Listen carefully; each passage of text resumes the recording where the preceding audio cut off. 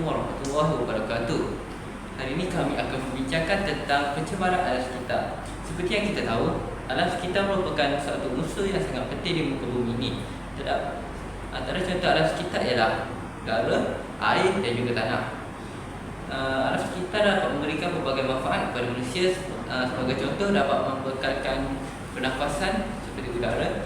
Selain itu, tumbuhan dapat memberikan sumber makanan kepada manusia seperti buah-buahan dan juga sayur-sayuran.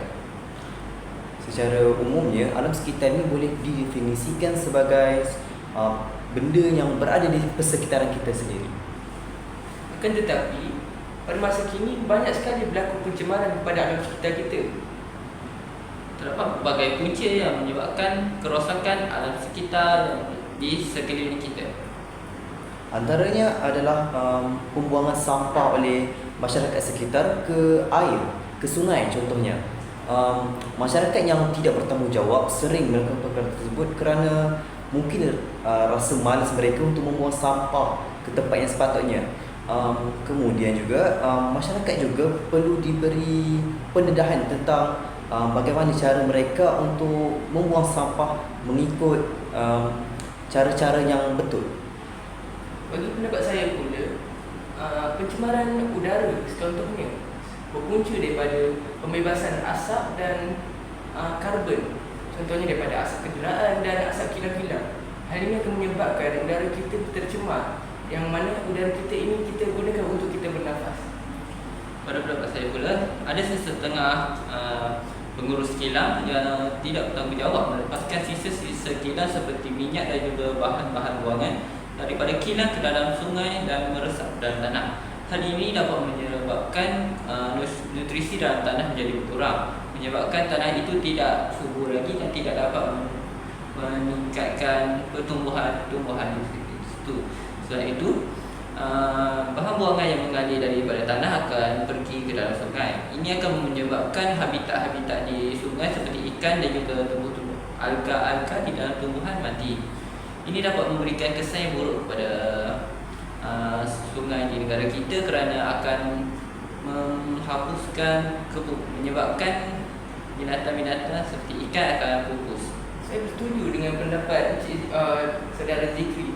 Saya merasakan daripada berpunca daripada pembuangan sampah sarak ke dalam sungai akan mengakibatkan juga pencemaran baru. Dan ini akan mengganggu persekitaran penduduk sekitar. Saya setuju dengan Saudara Ahmad. Bagi saya pula, pencemaran seterusnya adalah berkaitan dengan air juga, iaitu pembuangan sisa minyak daripada kapal-kapal, khususnya bagi industri perkapalan yang membuang sisa-sisa minyak ke dalam laut. Ini boleh menyebabkan hidupan akuatik boleh mati akibat daripada minyak yang berlebihan ini. Ini akan menyebabkan seperti mana saudara Zikri cakap tadi, seperti ikan dan juga alga-alga maupun hidupan laut seperti kerang, dan banyak lagi boleh menyebabkan kematian perkara ini. Selain itu, saya rasakan bukan sahaja mati, tetapi binatang hidupan di laut itu kita gunakan untuk kita menjadikan sumber makanan kita. Hal ini akan menyebabkan makanan yang kita makan itu menjadi tercemar kerana tumpahan minyak contohnya. Seperti itu. Itu bukan sahaja dapat memberikan keburukan kepada manusia. Selain itu, sebagai contoh, pembebasan asap daripada kenderaan seperti yang diberitahu oleh saudara Ahmad, pembebasan asap seperti karbon monoksida daripada asap-asap kenderaan akan menyebabkan penipisan ozon. Ini akan menyebabkan berlaku pemanasan global di beberapa tempat seperti yang berlaku di Malaysia sekarang ini. Bercakap mengenai pemanasan global, pembakaran terbuka menyebabkan udara suhu di negara kita boleh meningkat. Sebagai contohlah masyarakat sering membuat pembakaran terbuka, bukan sahaja masyarakat maupun industri ataupun kilang-kilang terdekat membuat pembakaran secara terbuka. Ini menyebabkan gas karbon dioksida naik ke atas dan menyebabkan penipisan lapisan ozon kita menipis. perkara ini akan menyebabkan suhu di negara kita meningkat. Jadi pembakaran terbuka ini perlulah dikawal oleh pihak yang sepatutnya secara berkala.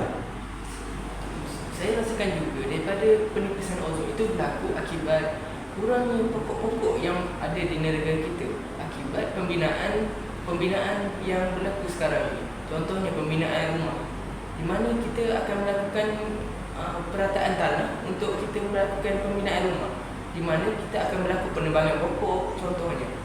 Jadi hal ini akan menyebabkan oksigen semakin kurang.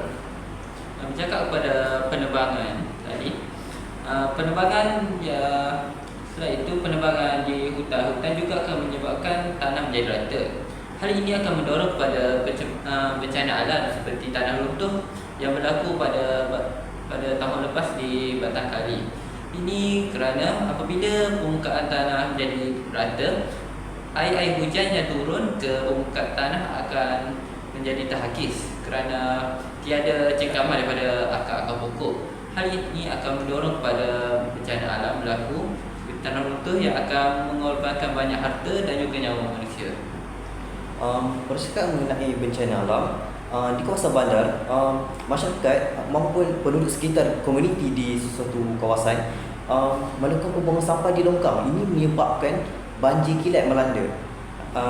Hal ini dikatakan demikian kerana aliran air tidak dapat dilancarkan dengan sempurna. Hal ini dapat menyebabkan kawasan-kawasan jalan tar kita, kawasan laluan kenderaan terganggu dan boleh menyebabkan gangguan kenderaan. Cakap pada longkang tersumbat tadi, saya teringat pada satu lagi kesan alam sekitar, iaitu menjejaskan kesihatan manusia. Apabila berlaku longkang tersumbat akibat sampah sarat itu kumpul di dalam longkang, air di dalam longkang akan bertakung sehingga akan menyebabkan nyamuk Aedes akan berbiak di dalam air bertakung. Hal ini akan menyebabkan bilangan nyamuk Aedes akan meningkat dan akan menjangkiti manusia. Kesannya penyakit seperti demam denggi akan meningkat di bandar dan ini akan memberikan kesan buruk kepada manusia. Berdasarkan apa yang Adam dan Zikri katakan sebelah tadi, saya berpendapat perkara ini berpunca daripada permasalahan manusia itu sendiri, di mana mereka masih berfikiran hormat dan sempit, di mana mereka tidak ada pemikiran terbuka tentang alam sekitar ini. Bagi saya pula, perkara ini bukan saja melibatkan komuniti kita sendiri maupun rakyat Malaysia sendiri, tapi berkaitan dengan pendatang asing maupun orang luar. Contohnya orang daripada khususnya daripada Bangladesh dan juga India, mereka mengamalkan budaya yang tidak mementingkan kebersihan ataupun lebih khususnya mereka lebih cenderung untuk membuang sampah sebegitu saja. Mereka buang hanya sekadar melepaskan batu di tangga. Seterusnya, ini cemaran alam sekitar juga disebabkan oleh pengurusan. Hal ini kerana pengurusan tidak baik seperti proses pembersihan yang tidak mengikut jadual akan menyebabkan proses pengutipan sampah akan berkurang. Hal ini akan menyebabkan sampah akan bertimbun dan semakin bertambah di negara kita. Oleh itu, pihak pengurusan perlu menjalankan tanggungjawab dengan sebaiknya seperti mengutip sampah mengikut jadual dan terurus. Berdasarkan apa yang Cik Zikri katakan, saudara Zikri katakan tadi, daripada itu juga daripada pihak pengurusan sendiri, di mana tapak pembuangan sampah tidak diuruskan dengan baik, dan perkara ini akan mendorong kepada berlakunya pencemaran baru bagi komuniti setempat. Bagi saya pula, berkaitan dengan saudara Akmal cakap tadi, pencemaran bau. Pencemaran bau ini boleh menyebabkan penduduk di sekitar kawasan tersebut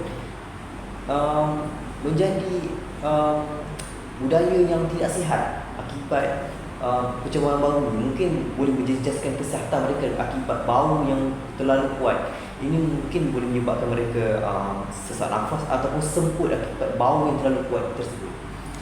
Bagi pendapat saya pula, manusia juga mempunyai masyarakat setempat juga merupakan antara kunci yang mendorong kepada pencemaran sekitar. Sebagai contoh, terdapat ramai masyarakat yang tidak bertanggungjawab dengan menggunakan bahan yang tidak boleh digital semula seperti plastik dan juga polisterin berbanding daripada bahan kita semula seperti kertas. Hal ini kerana bahan seperti plastik ia sukar untuk dilupuskan berbanding kertas yang hanya perlu ditanam di dalam tanah yang akan hilang dalam masa seminggu ataupun 2 minggu. Penggunaan plastik yang banyak akan mendorong kepada peningkatan bilangan sampah di dalam komuniti masyarakat dan menyebabkan timbunan pusat pengumpulan sampah akan bertambah dan meningkat. Daripada perkara ini kita dapat lihat daripada pencemaran bau itu sendiri akan datang pula binatang-binatang perosak seperti lipas contohnya ataupun lalat yang akan mengganggu komuniti setempat juga, dan ini akan menyebabkan daripada binatang-binatang itu akan membawa penyakit kepada manusia. Bercakap berkaitan dengan binatang berbisa juga berkemungkinan besar untuk datang untuk membiak di kawasan sekitar tersebut akibat daripada banyak makanan seperti tikus. Ular dapat mencari makanan sebab dia adalah pemangsa. Jadi penduduk sekitar mungkin terancam untuk disengat. Seterusnya, kesan ialah dapat merosakkan harta dan juga nyawa manusia. Hal ini kerana seperti yang saya katakan sebentar saya tadi, pencemaran alam sekitar dapat mendorong kepada bencana alam seperti tanah runtuh dan juga banjir kilat. Longkang yang tersumbat di bandar akan menyebabkan berlaku banjir kilat. Hal ini akan menyebabkan air yang naik akan melanda di kawasan perumahan sehingga menyebabkan pelbagai harta manusia seperti rumah dan juga peralatan elektronik di dalam rumah akan rosak. Hal ini akan menjadi lebih teruk jika berlaku kehilangan nyawa seperti lemas dan juga kecederaan. Selain itu, daripada pencemaran sampah sarap tadi, juga kita boleh lihat dengan pencemaran sampah sarap ini akan menyebabkan longkang-longkang tersumbat. Hal ini akan menyebabkan sumber air kita menjadi permasalahan. Sumber air terjejas, di mana kita akan mendapatkan sumber air yang kotor dan tidak diselenggara dengan baik. Dan mana kita gunakan air ini sebagai kehidupan seharian kita, seperti mandi dan minum. Bagi saya juga, langkah yang perlu diambil oleh pihak yang bertanggungjawab adalah untuk membuat penyelenggaraan secara berkala. Pihak bertanggungjawab ini juga perlu sering memeriksa kawasan-kawasan yang sering dilanda banjir ini untuk mengenal pasti di bahagian mana yang menyebabkan banjir tersebut agar masalah seperti banjir kilat tadi dapat diselesaikan. Pada pendapat saya pula, pihak masyarakat perlu melakukan report kepada Jabatan Alam Sekitar jika mereka melihat pelbagai perbuatan seperti membuang sisa-sisa kilang di dalam sungai ataupun di dalam tanah. Hal ini kerana sekiranya manusia tidak melakukan report kepada pihak pengurusan seperti Jabatan Alam Sekitar, pengurus kilang akan lebih suka untuk membuang begitu saja tanpa sisa-sisa kilang, tanpa merawat sisa-sisa kilang itu dengan baik. Hal ini akan menyebabkan kadar pencemaran di dalam negara kita akan lebih meningkat. Selain itu, saya merasakan langkah yang perlu diambil ialah pihak berkuasa perlu melaksanakan kempen kepada masyarakat untuk memberikan kesedaran kepada masyarakat berkaitan kepentingan alam sekitar ini, di mana apabila dapat memberi kesedaran, masyarakat boleh bersama-sama untuk menjaga alam sekitar ini. Bagi saya pula, contohlah di sebuah perumahan, pihak pengurusan taman perlu mengambil langkah untuk sentiasa melakukan rondaan untuk mengenal pasti di mana jikalau adanya lumpukan sampah. Pihak pengurusan perlu mengambil tindakan segera atas perkara ini. Takut-takut akan berlakunya pencemaran bau. dan boleh menjejaskan kesihatan kepada masyarakat komuniti perumahan tersebut. Bila saudara Adam bercakap tentang taman, saya teringat pada satu lagi langkah seperti yang berlaku di taman perumahan di tempat tinggal saya. Pada setiap bulan, pihak pengurusan taman perumahan saya akan melakukan gotong royong secara beramai-ramai di kawasan persekitaran taman untuk mengutip dan juga membuang pelbagai sampah yang terdapat di persekitaran taman ini. Hal ini dapat meringankan beban Majlis Pembadaran Kota Baru untuk mengutip sampah kerana penduduk taman dapat mengutip sampah dan juga menguruskannya dengan meletakkan di tempat yang betul. Selain itu, saya merasakan pihak berkuasa juga perlu menguatkuasakan undang-undang dengan lebih ketat, di mana kita boleh lihat pembalakan haram pada ketika ini tiada undang-undang yang ketat. Ada undang-undang yang ketat tetapi penguatkuasaan itu tiada.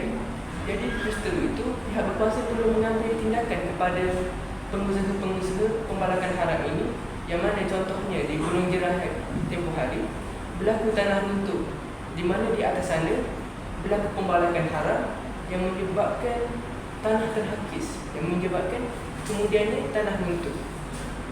Bagi saya pula, ibu bapa juga memainkan peranan dalam melestarikan alam sekitar ini. Contohnya, ibu bapa perlu mendidik anak-anak mereka untuk sentiasa menjaga alam sekitar. Caranya ialah ibu bapa mengajar mereka cara untuk menguruskan sampah sarap tersebut, bagaimana cara untuk membawa sampah ke tempat yang sepatutnya. Contohlah, pihak alam flora menyediakan tong sampah di mana kita boleh meletakkan di bahagian kaca, sisa bahan makanan dan juga kertas dan sebagainya. Seterusnya, masyarakat juga berperanan dalam untuk menjaga alam sekitar dengan mengamalkan kita semula di dalam diri. Seperti yang kita tahu, bahan-bahan yang mudah luntur seperti kertas perlu ditingkatkan, seperti penggunaan beg-beg kertas dalam pusat membeli belah supaya dapat mengurangkan bilangan plastik-plastik sampah di negara kita. Seterusnya, sampah-sampah yang telah dibuang perlu diasingkan dan diletakkan ke dalam tong sampah kita semula mengikut warna-warna yang disediakan. Berdasarkan apa yang Adam dan Zikri katakan, saya bersetuju dengan pendapat pendapat anda, di mana kita perlu mengasingkan sampah mengikut kategorinya. Kerana saya pernah melihat pusat pengumpulan sampah yang mana kebanyakan sampah di sana tidak diasingkan mengikut kategorinya, dan ini menyebabkan tidak berlaku proses penguraian plastik, contohnya Proses pelupusan. proses pelupusan. Kerana seperti yang kita tahu, plastik ini tidak mudah untuk dilupuskan. Jadi apabila mereka bercampur dengan sampah sisa domestik di pusat pengumpulan, hal ini akan menyukarkan pihak pengurusan untuk melakukan pelupusan sampah. Bagi saya pula, seperti mana saudara Zikri cakap tadi berkaitan dengan pasaraya, iaitu mereka boleh seperti mana yang telah dibuat oleh banyak-banyak pasaraya, mereka setiap hari Sabtu mereka tidak menggunakan plastik bag sebagai medium untuk meletak bahan-bahan yang telah dibeli. Mereka lebih cenderung untuk menggunakan beg kertas. Perkara ini dapat mengurangkan penggunaan plastik tersebut. Okey, langkah yang seterusnya ialah proses memelihara dan memelihara hutan. Proses memelihara ialah menekankan, manakala memelihara ialah menjadikan membina tempat baru.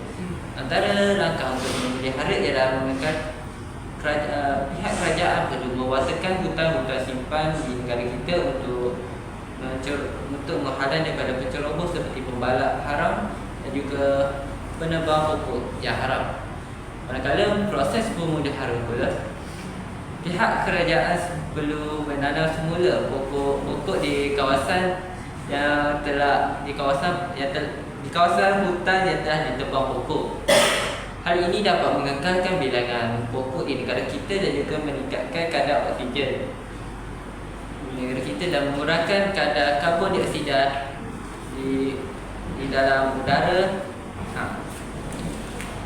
Berkaitan dengan pendidikan berkaitan dengan kerajaan seperti saudara Zikri katakan tadi, saya rasakan dalam sektor pendidikan, kerajaan perlu menerapkan pendidikan berkaitan alam sekitar kepada murid-murid sebagai tanda kesedaran awal kepada mereka untuk membuka mereka berkaitan kepentingan alam sekitar ini kepada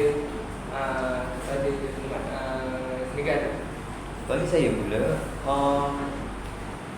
kawasan komuniti penduduk atau perumahan perlu menerapkan sifat tanggungjawab kepada setiap penduduk mereka, komuniti mereka. Hal ini dapat mengurangkan rasa atau tindakan mereka yang membuang sampah ke sungai. Hal ini dapat mengurangkan pencemaran air dan dapat mengurangkan kematian kepada ikan ataupun hidupan akuatik, hidupan air. Okey. Nampaknya terdapat banyak isi yang telah kita bincangkan pada hari ini. Itulah isi taksir daripada saudara Adam. Kesimpulannya, alam sekitar merupakan satu perkara yang sangat penting kepada manusia seperti membekalkan oksigen untuk manusia bernafas. Oleh itu, setiap pihak perlulah bekerjasama untuk menjaga alam sekitar agar alam sekitar kita terjaga untuk generasi akan datang. Sekian sahaja daripada kami.